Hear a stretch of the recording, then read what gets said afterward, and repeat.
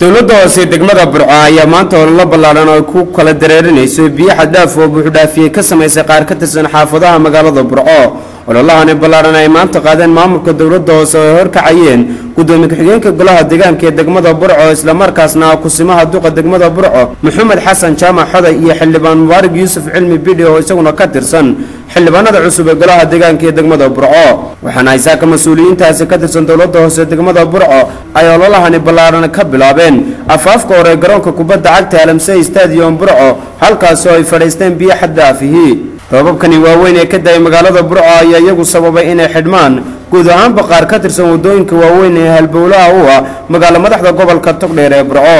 ugu horeyn buu halkaasi ka hadlay mayor ku-xigeenka degmada Burco isla markaasna kusimaha duqa degmada Burco Maxamed Xasan Jaamac Xoday wuxuuna faahfaahin ka bixiyay hawlahani ballaaran ay wado dawladda hoose Burco iyo waliba kaalinta ay ka qaadan doonaan wuxuuna mayor ku-xigeenka degmada Burco uu tilmaamay in waqtigani magaalada Burco ay u baahan tahay sidii wax looga qaban lahaa biyaha xad dhaafka ee ku soo qulqulaya gudaha magaalada waxaanu bilownay hawlgalkii reer Burco inta badan sugayeen iyadoo macdaadka naga maqnaa maanta oo taa cagafyadii inoo yimaadeen ee ka howlgaleen magaaladii Burco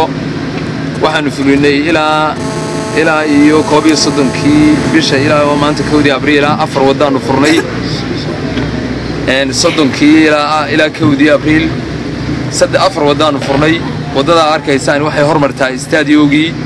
kubadda cagta dabcan wali roobka soo aan u bilaabmin waxa noo qorshaysan wadooyin badan oo inaan furno xildhibaan Mubarak Yuusuf Cilmi Bidhi oo isaguna ka tirsan xildhibaanada golaha deegaanka ee degmada Burco oo isna dhankiisa halkaasi ka hadlay ayaa soo dhaweeyay hawlahan ballaaran ay wado dawladda hoose degmada Burco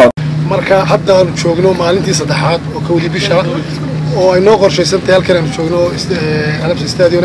oo noo qorshaysan xaafadda Kenya oo runtii oo noo qorshaysan inaan ku ogsiino labada wadagaha iyo taa kale ee October halkan tala Soomaaliya horteeda bridge-ka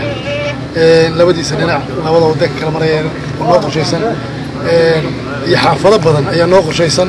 ugu dambeyntii mayor ku-xigeenka degmada Burco Maxamed Xasan Jaamac Xoday iyo xildhibaan Mubarak Yuusuf Cilmi Bidhi ayaa guud ahaanba bulshada ku dhaqan gobolka Togdheer mar labaad ugu baaqay in dhagaxaanta la hordhigo guryaha muddo 7 laga hor qaado hadii kalena ay talaabo sharciga waafaqsan ay ka qaadi doonaan Maxamed Ibrahim Xasan Maxamed